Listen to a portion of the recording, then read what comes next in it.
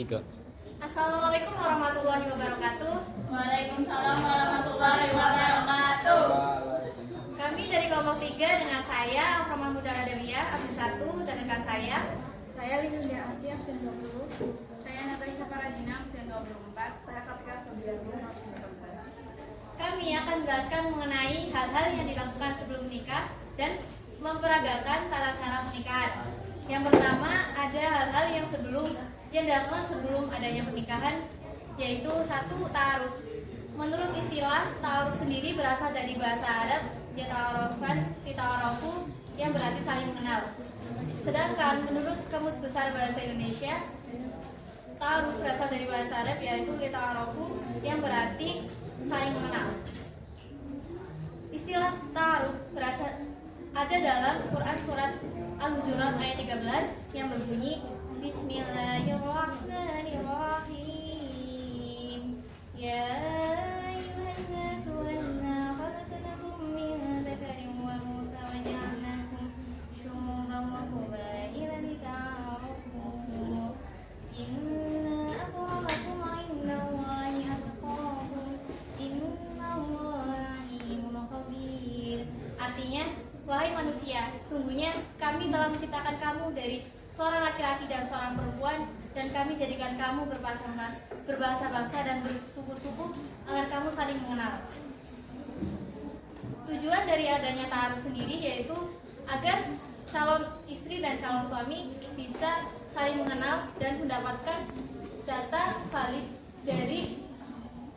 yang sesuai dengan syariat Islam dari calon suami dan calon istri, seperti cara kehidupan, pengalaman, atau sikap. Manfaat dari adanya ta'aruf sendiri yaitu 1. Terhindar dari fitnah, karena ta'aruf sendiri berbeda dengan pacaran, yaitu yang pertama karena ta'aruf itu ketika calon istri dan calon suami hendak bertemu maka ditemani oleh pihak ketiga. Terus tidak memerlukan kepastian yang lama, karena ta'aruf ini hanya dijalankan selama 1-2 bulan, yang dimana ketika ta'aruf selesai maka langsung diadakan akad pernikahan dan nikah. Yang keempat, cara melakukannya yaitu yang pertama dengan cara seorang laki-laki mendatangi orang tua calon mempelai wanita dan berkomunikasi dengannya.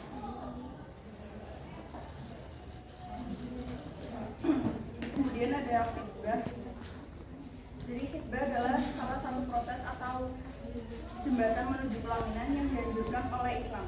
Jika dilihat dari segi bahasa, khitbah menurut arti meminta atau melamar atau meminang seorang perempuan untuk dijadikan seorang istri. Dalam KHI atau kompilasi hukum Islam, khitbah adalah sebuah upaya untuk menuju ke arah terwujudnya perjodohan antara laki-laki dan perempuan. Terus di sini ada hal yang perlu diperhatikan sebelum khitbah, yaitu yang pertama, mengerti dan pernah ketemu atau melihat calon mempelai perempuan, dan yang kedua, calon mempelai perempuan sedang tidak dalam proses khitbah dengan laki-laki lain. Yang ketiga, pihak perempuan diperbolehkan menerima maupun menolak laki-laki yang melamarnya. Yang keempat, tidak diizinkan melamar perempuan yang sudah berada di dalam masa idah. Dan yang terakhir, memilih pasangan yang sesuai dengan ajaran Rasulullah. Terus ada dasar hukum khitbah. Di dalam Al-Quran, Allah SWT berfirman, tidak ada dosa bagi siapapun yang meminang perempuan itu dengan cara bersembunyi atau hanya dengan sebuah keinginan di dalam hati untuk mengawini mereka dalam hatimu. Dan jangan juga kamu bertekad hati atau berazam untuk berakal nikah sebelum perempuan tersebut masa idahnya habis. Dan ketahuilah bahwa Allah SWT mengetahui semua yang ada di dalam hatimu, maka takutlah kepadanya, dan perlu kamu ketahui bahwa Allah SWT Maha Pengampun dan Maha Penyantun. Kemudian ada syarat dan batasan khitbah.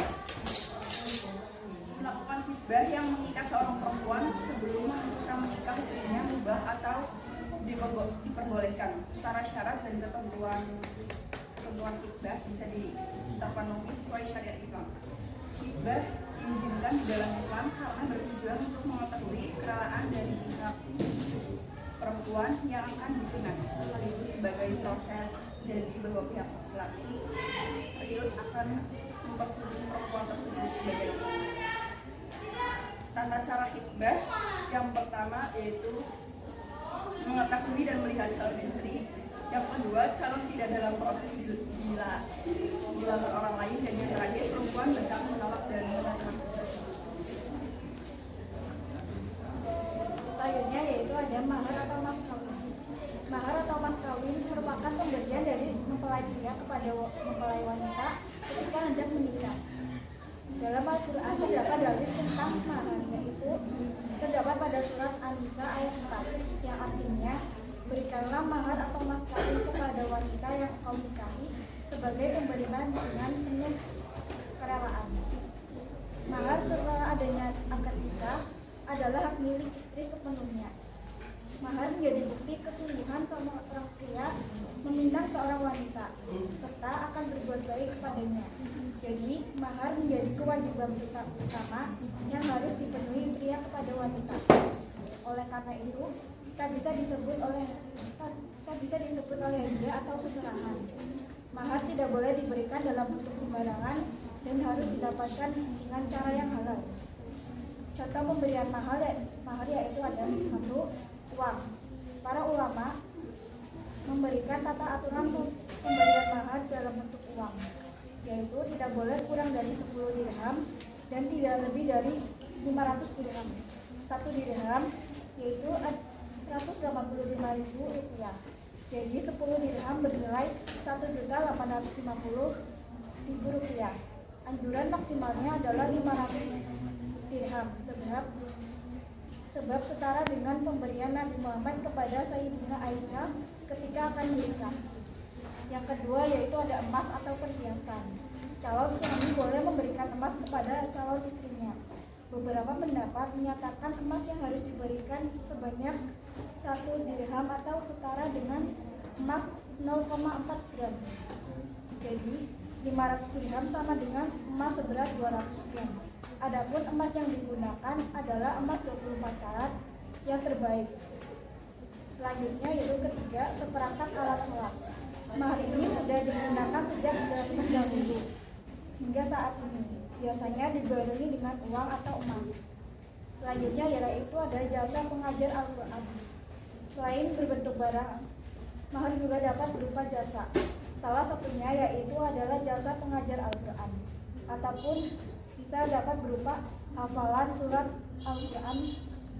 Selanjutnya yaitu ada dirham perak, yakni mata uang bangsa Arab sebagai alat tukar sejak zaman dahulu. Rasulullah telah mencontohkan dirham perak untuk mahar dalam pernikahan. Selanjutnya itu ada fungsi mahar. 1. Sebagai syarat sah pernikahan. Yang kedua, sebuah penghormatan dan penghargaan bagi wanita. Yang ketiga, sebagai pembeda pernikahan dengan mukadana atau pernikahan bangsa jahiliyah. Yang keempat, menjadi bentuk tanggung jawab dari calon suami.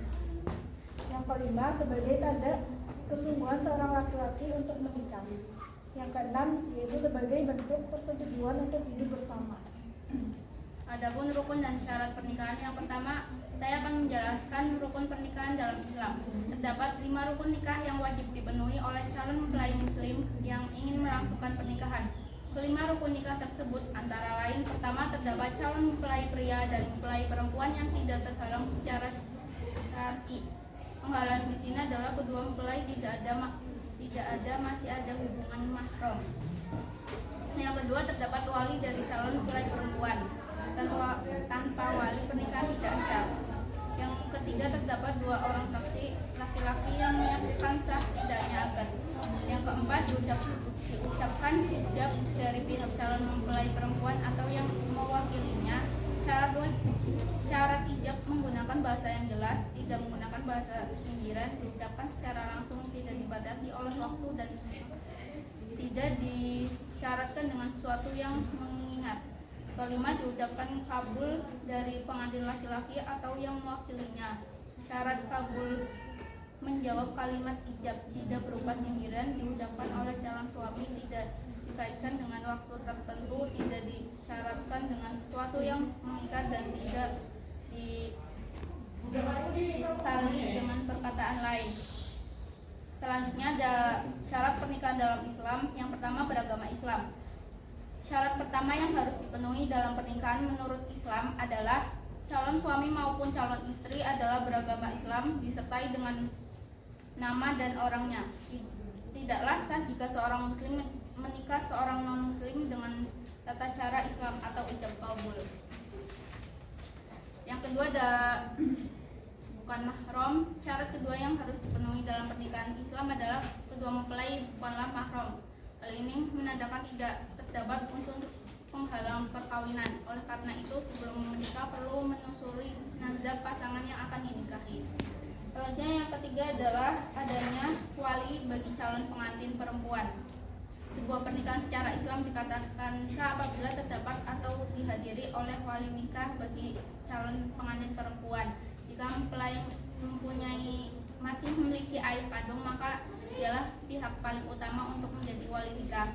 Namun jika ayah perempuan sudah meninggal atau memiliki uzur tertentu, bisa diwakilkan wali nikah. Biasanya diwakilkan oleh saudara kandung laki-laki atau kakak atau adik mempelai yang ada di keluarga, atau juga laki-laki tertua yang ada di keluarga yang masih ada, misalnya kakek, paman, dan seterusnya. Berdasarkan nazab, jika wali nikah dan nazab keluarga tidak ada, bisa dicarikan alternatif yakni wali hakim dengan syarat dan ketentuannya. Selanjutnya ada dihadiri 2 orang saksi. Selain dihadiri oleh wali nikah, untuk calon mempelai perempuan nikah juga harus dihadiri oleh 2 orang saksi. Selanjutnya, kedua mempelai sedang tidak berihram atau haji. Para jumhur ulama melarang menikah saat haji atau umroh atau saat ihram. Syarat ini pernah ditegaskan oleh seorang ulama dari mazhab Syafi'i yang menulis dalam kitab Fathul Qorib Al-Mujib yang menyebut salah satu larangan dalam haji adalah melakukan akad nikah maupun menjadi wali dalam pernikahan. Selanjutnya, tidak adanya paksaan dari salah satu pihak kepada pihak lain. Kedua belah pihak saling ridho, saling menyukai dan mencintai dan sepakat untuk menikah. Hal ini sesuai dengan hadis Rasulullah dari Abu Hurairah sebagai berikut: tidak boleh seorang janda dinikahkan hingga ia diajak musyawarah atau diminta pendapat, dan tidak boleh seorang gadis dinikahkan sampai diminta izinnya. Selanjutnya ada ijab kabul. Ijab sendiri adalah suatu pernyataan yang dikatakan oleh seorang wali kepada seorang calon pengantin laki-laki. Sedangkan kabul adalah jawaban dari pernyataan dari wali yang disampaikan oleh calon pengantin laki-laki sebagai persetujuan untuk menikah. Kalimat ijab kabul dalam bahasa Indonesia yaitu kalimat ijabnya: saya nikahkan engkau dan saya kawinkan engkau saudara Fulan bin Fulan dengan putri saya Fulana binti Fulan dengan mas kawin, misalnya seperangkat alat sholat, dibayar tunai. Kabul dalam bahasa Indonesia yaitu saya terima nikah dan kawinnya Fulana binti Fulan dengan mas kawin, misalnya seperangkat alat sholat, dibayar tunai.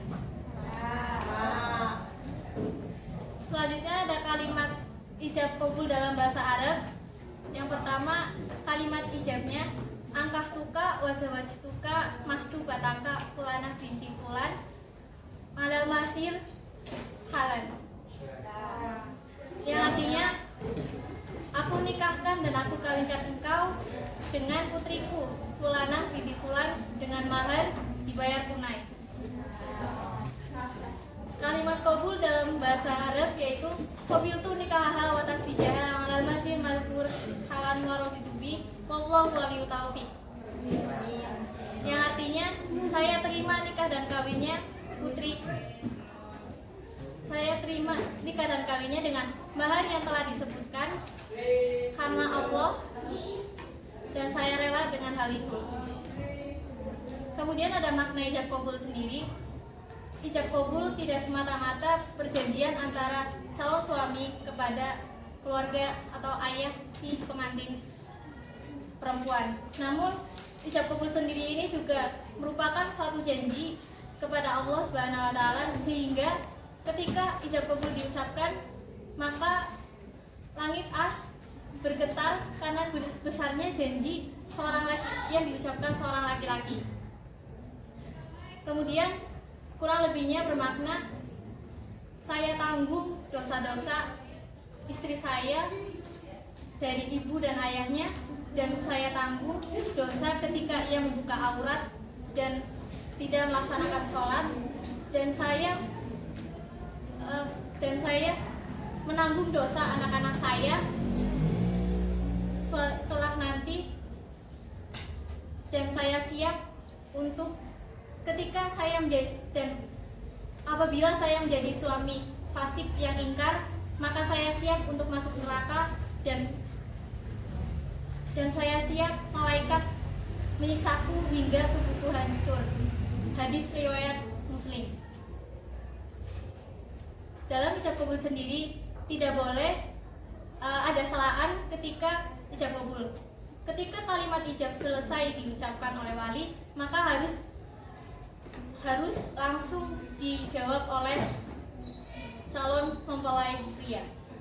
Ada pula tata urutan sebelum ijab kabul dalam Islam, yaitu yang pertama mempertemukan calon pengantin laki-laki dengan wali, kemudian yang kedua membacakan khutbah nikah. Khutbah nikah ini biasanya berisi tentang nasihat-nasihat kepada para calon pengantin. Yang ketiga, pengantin pria biasanya melafalkan beberapa bacaan seperti syahadat dan istighfar. Kemudian pada acara intinya yaitu ijab dan kabul. Kemudian setelah ijab kabul, doa penutup, dan setelah doa penutup penandatanganan buku nikah. Ada yang mau ditanyakan?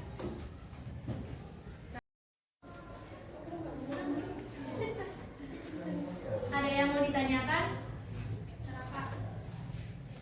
Saya Raka Satria dari kelompok 6 ingin bertanya, menurut kalian bagaimana hukum nikah jika ada salah satu rukun nikah tidak terpenuhi? Sekian, terima kasih. Selanjutnya ada yang ditanyakan? Iya. Baik, saya tidak Syafira, P12 ingin bertanya. Jadi syarat menikah dalam Islam itu kan salah satunya tidak ada paksaan. Nah, bagaimana tanggapan kalian mengenai pernikahan yang dilaksanakan karena sebuah perjodohan atau paksaan orang tua karena kepentingan orang tuanya?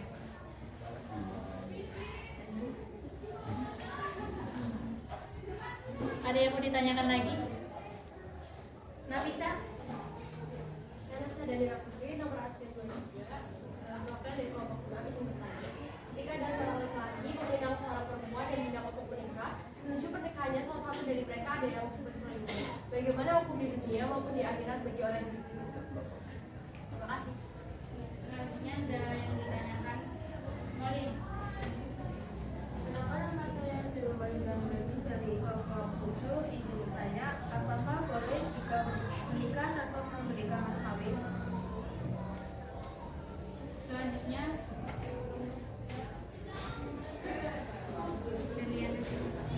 Saya Febrian Zulfa dari kelompok 3. Bagaimana sikap kalian jika terdapat seseorang yang melakukan nikah secara berlebihan